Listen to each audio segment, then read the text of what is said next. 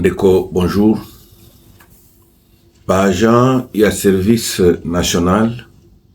Bazalaki, objet, il y a attaque. Attaque à Yambo. Et Salemi, na Tchangou. Et pas il y a bas militant. Oh, baza déjà identifié. Il y a Essidé. Il y a mon mboka Martin Fayoulou. Oyo. Bakosaki ke ba memi. Ba affiche na bango ezali koloba non au changement de la constitution. Selon bango, ndenge misala assainissement et bandi na Kinshasa, c'est que yango wana changement ya constitution. Kasi na kotambola na bango, ba surprendre coordonnateur pe contrôleur ya misala assainissement ya Tchangou, hein? Babetier, bazokisie, sima ya kobete bazokisie, bande komususu pe na se ya poma tete, bayaki penza na décision,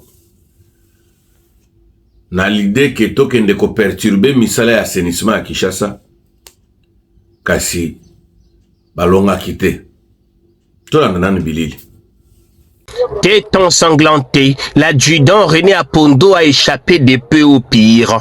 Alors qu'il dirigeait une équipe de bâtisseurs de la task force présidentielle d'assainissement à mission à Massina quartier 3, il a été violemment agressé ce samedi par des individus présentés comme proches d'un parti politique de l'opposition. Atteint à la tête et évacué pour des soins, son témoignage est saisissant. Awa na tongo tozana mosala wa assainissement rapide. Bomo ko zamboka tibitse ko sala. La tongo tozali attaquer na bata politique ba parti ya Martin Fayoulou, politicien Martin Fayoulou. Ba ye na mabanga na ba kaliko na ba comique non le changement de la constitution. Ba bandia wa na biso mabanga na ba machette ba bi kuta prendre na chef na bango to kangai le bazoki singa na libanga na moyo na mutu na uto za traitement pa na biso na hôpital na zongi na mosala pa na yapo na mosala yango na zali aska mosala na continuer mosala o batina. Quelques heures plus tôt, un autre incident s'est produit, cette fois au niveau du pont Matete. Des bâtisseurs de la task force occupés à des travaux d'assainissement, ici pris à partie par un groupe de jeunes non autrement identifiés. Armés des bâtons et des machettes, les assaillants ont semé la panique, comme le montrent ces images d'amateurs. Des attaques inacceptables contre des équipes engagées dans une mission noble d'intérêt public. Le commandant de la task force présidentielle d'assainissement, le lieutenant-général Jean-Pierre Kassongo-Kabouik, a fermement condamné ces actes de violence. Il appelle la population quinoise à faire preuve de civisme et à ne pas s'en prendre aux agents déployés pour assainir la capitale. Le général rappelle que ces hommes en tenue bleue sont apolitiques et n'ont qu'une seule mission, celle leur confiée par le commandant suprême, le chef de l'État Félix-Antoine Tshisekedi Tshilombo, d'assainir la ville de Kinshasa. La task force annonce d'ailleurs qu'une enquête est en cours pour identifier les auteurs de ces agressions afin qu'ils répondent de leurs actes. Voilà. Binomoko Bolandi. Merci beaucoup, Tatou Jean-Pierre Kayembe, pour la précision et information. Ndenge le kanaki kaka ndenge bisonyo sotolandi boy. Nayango, le lieutenant général Jean-Pierre Kassongo-Kabouik, Mokambi à service national, pe Mokambi ya task force, auto bengi force spéciale, ya assainissement ville à Kinshasa, pe ya réglementation routière. A sili ko exprimer mécontentement na ye. A sili ko exprimer indignation na ye. A sili ko exprimer tristesse na ye na regret.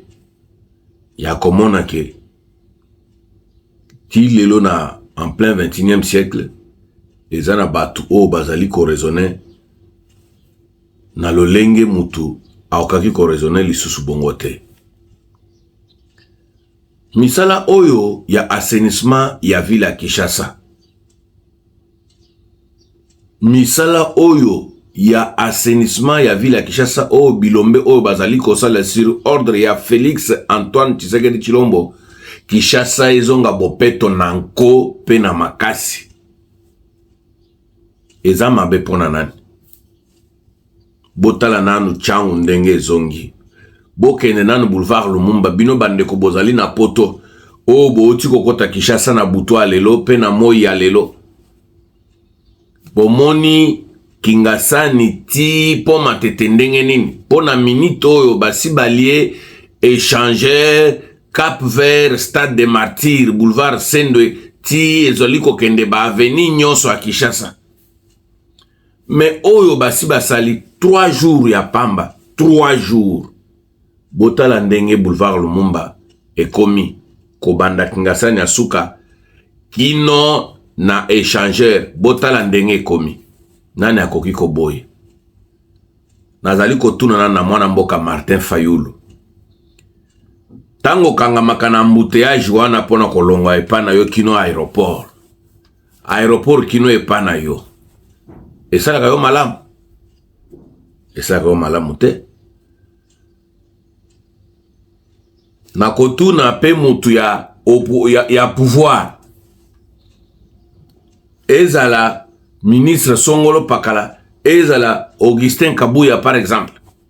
Tango okendaka aéroport, okangami na embouteillage, benda bika, kota boy, simba boy.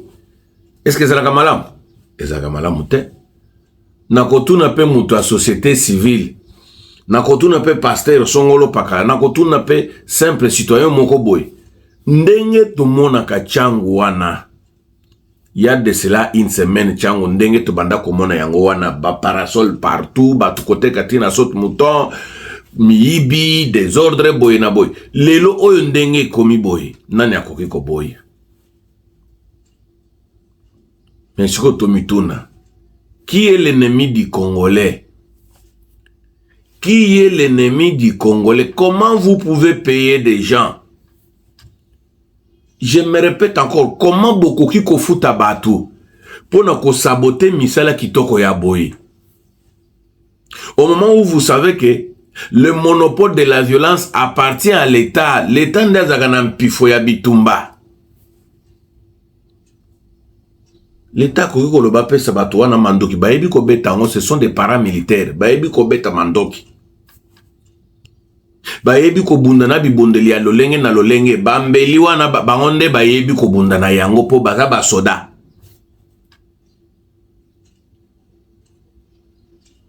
Mais chef de l'État lobby te Kinshasa ezonga bopeto. Talandenge bokomi mal à l'aise. Talandenge bokomi mal à l'aise.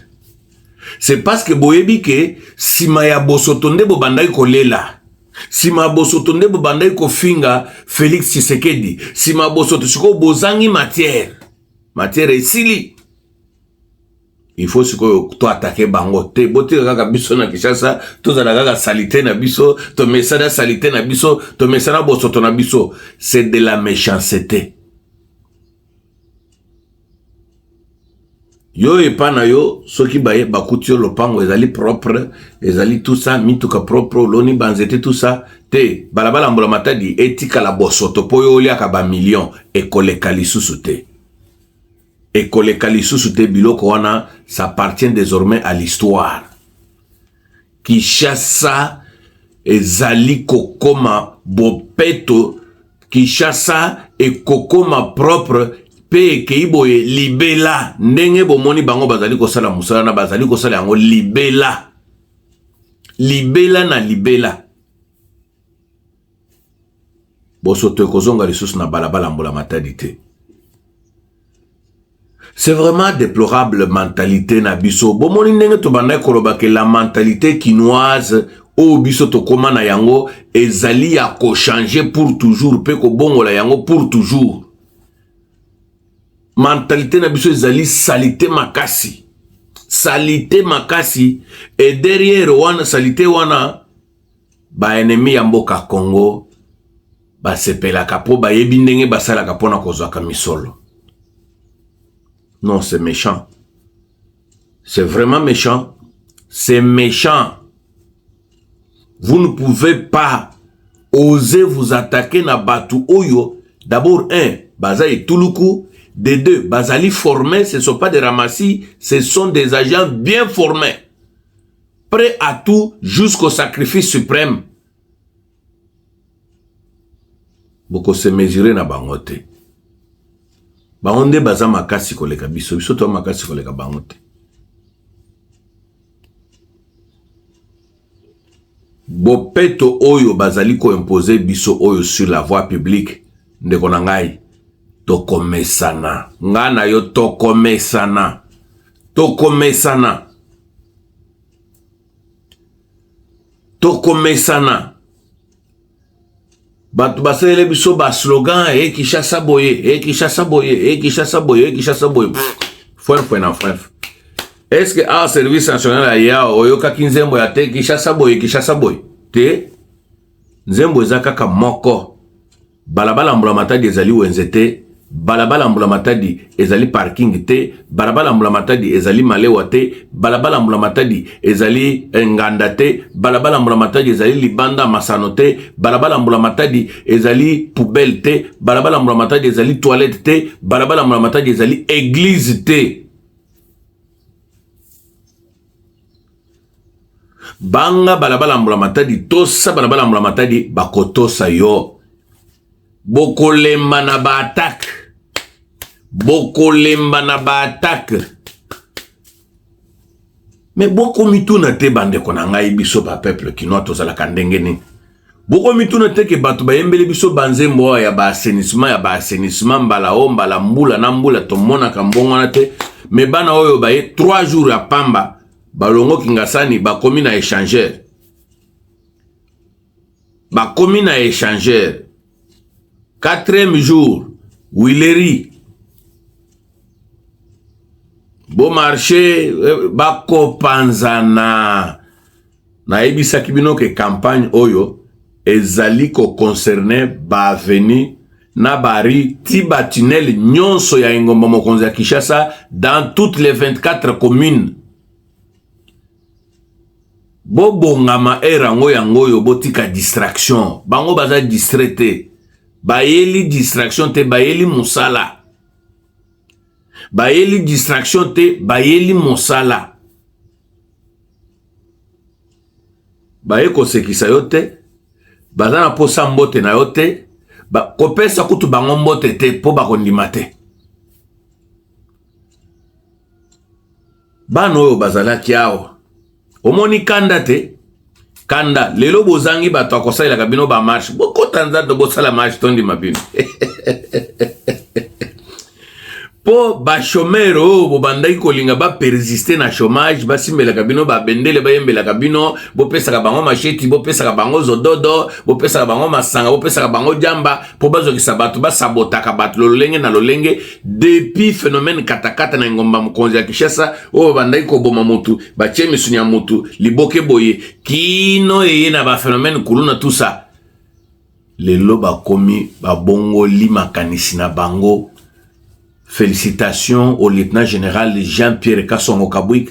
Congo et Kobo Sanaka yo jamais. Félicitations na Félix Antoine Tshisekedi Chilombo. Congo et Kobo Sanaka bino jamais parce que bana oyo sima ya kosalela ka bango ba pesa bango macheti ba pesa bango zododo tout ça boye. Bango moko ba simbela bango mandoki ba boma bango.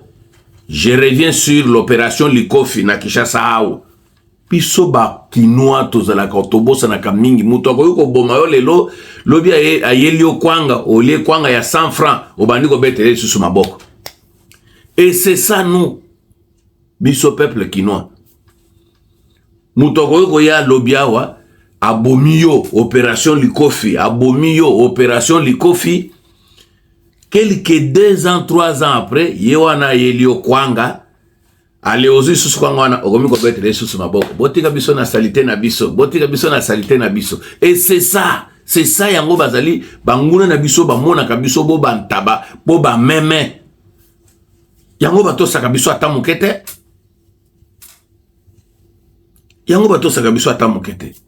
Mais bana wana ba politicien ba salela ba main d'œuvre ya ba politicien pour accomplir ba sale besoin na ya bango lelo baye ko corriger biso na bino elongo ba ko civiliser biso o chetembe omoni yango na balabala mbula matadi désordre kozonga lisusu te balabala mbula matadi bosoto kozonga lisusu te papa mama elenge mwasi elenge mobali zonga soki otekaka kende koluka mesa na zando bokende bosala ba groupe na bino bokende ko cha pression na ba bourgmestre balukele bino zando balukele bino ba wenze bokende ko teka kuna na balabala mbula matadi ekoleka lisusu te erango yango merci na bao bayoka kimbela babongama bamitosa me baoyo bazali ko kanisa ke ezali black net baoyo bakende ko atake bangona boya lisusu tango oyoki la polo ya Tatu Jean-Pierre Kayemba Lobini. Les enquêtes sont en cours. Les enquêtes sont en cours, ça veut dire quoi? Organisez pas ça la enquête maboko pam. Singama Tembele, mais il y a qu'à retenir Boyebake, l'ordre du chef de l'État Félix Antoine Tshisekedi Tshilombo constitue une loi d'exécution infaillible pour les agents du service national. L'ordre émanant du chef de l'État Félix Antoine Tshisekedi Tshilombo constitue une loi d'exécution infaillible, c'est-à-dire olinga te bakoko kisayango, olinga te ekozala bongo ekotikala kaka bongo parce que il n'existe pas en RDC une loi qui autorise les désordres sur la voie publique. Ça n'existe pas cette loi-là.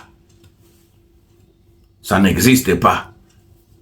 Na yango, bae kozongisa biso na aliment, bae kozongisa biso na molongo. Bobonga na bataka, lokola bomoni ke ba marche na bino mobilisation et simba kalisus te parce que Congolais a fungoli misu.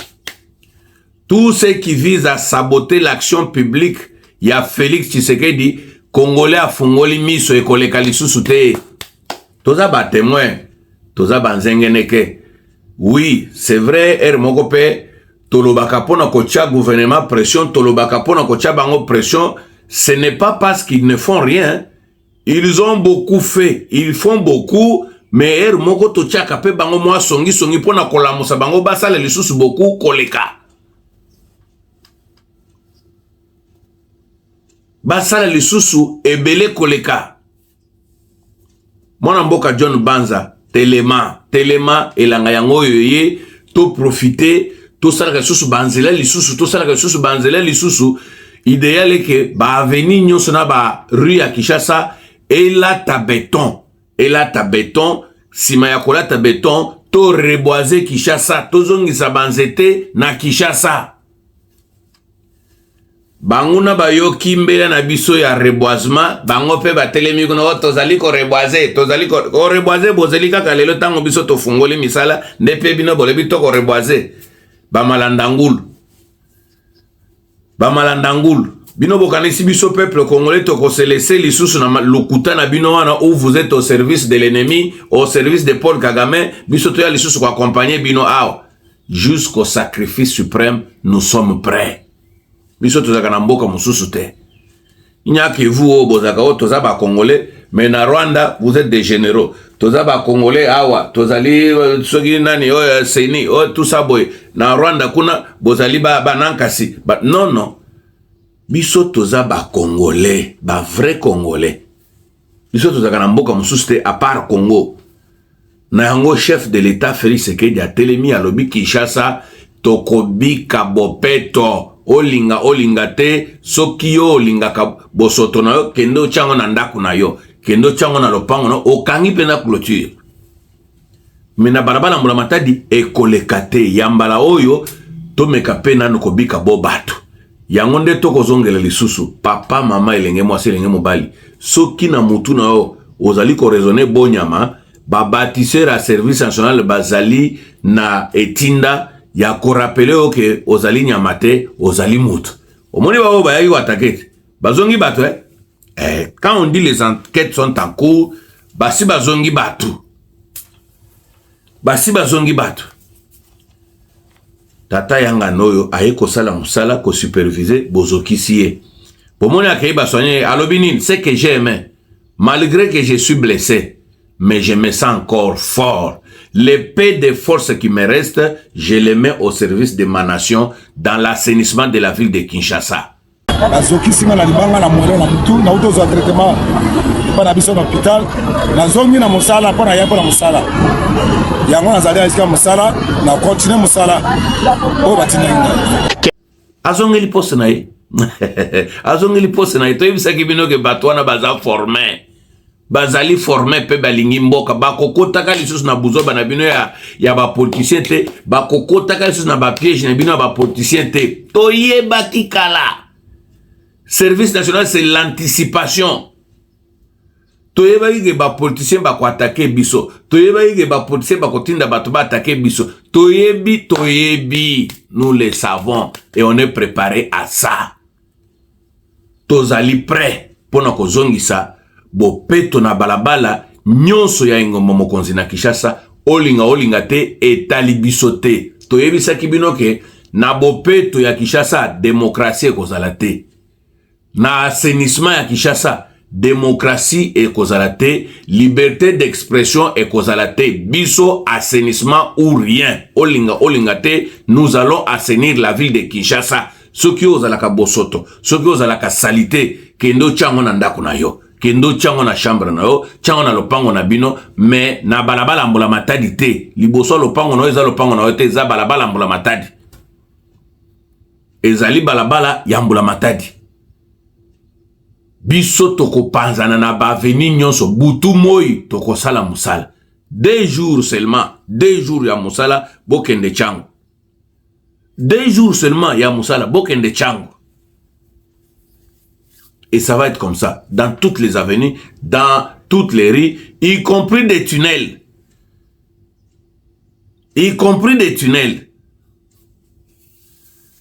bozaki ebele bandeko ya kolanda biso sima ya video oyo tokochela bino musala esika bakomeli pendenge bazali kosala